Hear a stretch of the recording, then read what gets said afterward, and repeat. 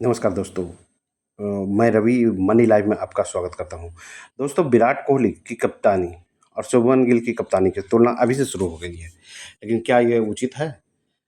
विराट कोहली का खेलने का जो दौर था, जो टाइम था, जो कप्तानी से पहले उन्होंने जितने लंबे समय तक खेला और आज के समय में जो शुभमन गिल को जितनी कम क्रिकेट मिली है और उसके बाद कप्तानी दी गई है, क्या दोनों में तुलना करना सही है?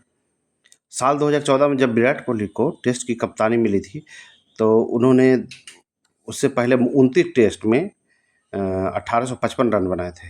इसमें 6 शतक और 9 अर्धशतक थे। कोहली का औसत जो था 39.46 का था। उनकी उम्र सिर्फ 26 साल थी।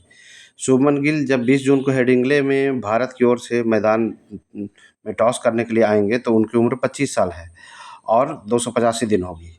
कप्तानी के मामले में शुभमन गिल, टाइगर पटौदी, सचिन तेंदुलकर, कपिल देव, रवि शास्त्री के बाद सिर्फ पाँचवें सबसे युवा खिलाड़ी होंगे।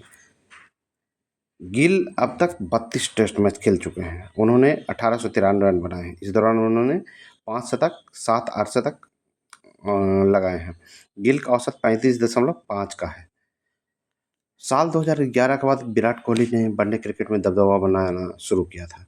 लेकिन यह टेस्ट कप्तानी ही थी जिन्होंने कोहली को दिग्गज बनाने की भूमिका में अहम रोल अदा किया। कोहली ने खुद को सबसे सफल कप्तान के रूप में स्थापित किया। गिल ने कोहली के इस उभार को देखा। वह जानते हैं कि अगर एक अच्छा भारतीय कप्तान बनना है तो उन्हें पहले टेस्ट क्रिकेट की मुश्किलों को पूरा करना होगा। वह जानते हैं कि अगर अच्छा भारतीय कप्तान बनना है तो उन्हें टेस्ट क्रिकेट की मुश्किलों को पूरा करना होगा। गिल के पास समय भी है, अभी उम्र भी है। ऐसा कोहली के पक्ष में 2014 में था। फिलहाल गिल को इंग्लैंड दौरे के लिए कप्तान बनाया गया है। लेकिन चयन समिति के अध्यक्ष अजीत अगरकर ने कहा है कि आप 1 या 2 दौरों के लिए कप्तान नहीं चुनते। हम ऐसा निवेश करना चाहते हैं जो आगे चलकर हमारे काम है। इंग्लैंड के साथ ही 2 साल तक चलने वाली वर्ल्ड टेस्ट चैंपियनशिप की शुरुआत हो जाएगी। इस तरह से देखा जाए तो गिल को सीधे गहरे पानी में यह देखने के लिए फेंक दिया गया है कि वो तैर पाते हैं या नहीं। हर कप्तान एक जैसा नहीं होता। गिल का व्यक्तित्व कोहली की आक्रामकता, रोहित शर्मा की तरह सहज रहने की अप्रोच से ज़्यादा मेल नहीं खाता। गिल में कोहली और रोहित यानी दोनों की कुछ-कुछ खूबियाँ दिखाई देती हैं। वो रोहित की तरह शांत रहकर, कोहली की तरह सजग रहकर काम करते रहते हैं। भारतीय क्रिकेट इस समय बदलाव के दौर से गुजर रहा है। चयनकर्ताओं को गिल की बल्लेबाजी क्षमता जो सबसे अहम चीज़ है उस पे भी नज़र रखनी चाहिए। वो वो उसमें स्थिरता बहुत ज़रूरी है। वैसे टी-20 क्रिकेट में मिली सफलता की तुलना में टेस्ट क्रिकेट से करना सही नहीं है। लेकिन टी-20 में कप्तान हर गेंद पर प्रतिक्रिया देता है। इससे उसके दबाव में प्रदर्शन करने की झलक ज़रूर मिलती है। गुजरात टाइटंस के कप्तान के तौर पर शुभमन गिल का यह दूसरा आईपीएल सीज़न था। लेकिन केएल राहुल, संजू सैमसन, ऋषभ पंत के उलट कप्तानी से गिल की बल्लेबाजी पर कोई नकारात्मक असर नहीं दिखा। इस साल गिल ने अपनी टीम गुजरात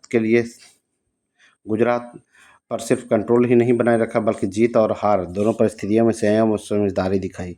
गिल की क्रिकेट के सबसे कठिन फॉर्मेट यानी टेस्ट में उनकी असली परीक्षा शुरू होने वाली है। आईपीएल में अपनी सफलता के बावजूद गिल एक ऐसे क्रिकेटर की तरह लगते हैं जो पुराने दौर से आए हैं।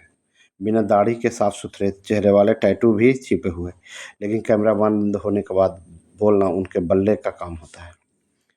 पिछली सीरीज में बॉर्डर गवास्कर सीरीज में गिल ने 5 में से सिर्फ 3 टेस्ट खेले, जबकि रोहित शर्मा ने सिडनी टेस्ट से बाहर रहने का फैसला किया था, तो गिल को प्लेइंग 11 में वापसी का मौका मिला।